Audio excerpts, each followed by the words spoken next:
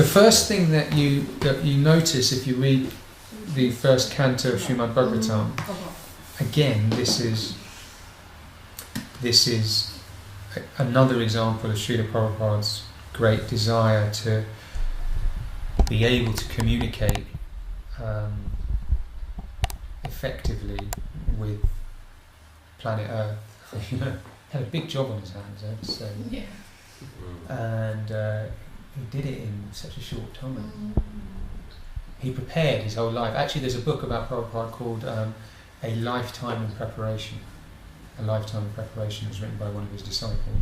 And he really spent his whole life preparing for what he then did in 12 years.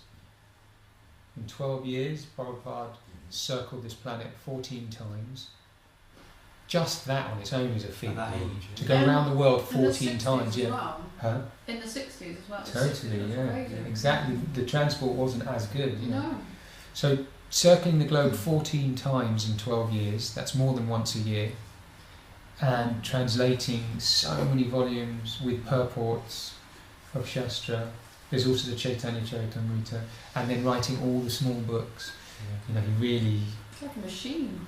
Unbelievable. Plus teaching, personally teaching thousands of people how to do everything from offering intimate puja to Krishna to literally wiping their bottoms. You know, Prabhupada taught the real Brahminical standard of cleanliness, etc. You know, for Westerners it was unheard of, for example, to wash their bottoms with water after passing stool.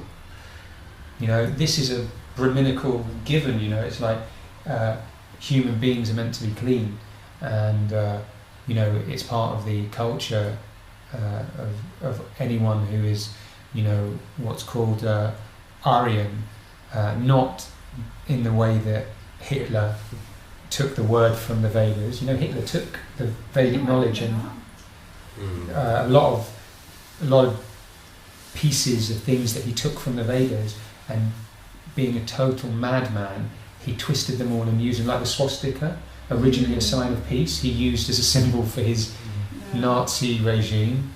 And then he took the word Aryan, which is a Sanskrit word for spiritually elevated or the spiritually cultured consciousness, and he used it for his master race, the Aryan race. And he was a total madman. But anyway,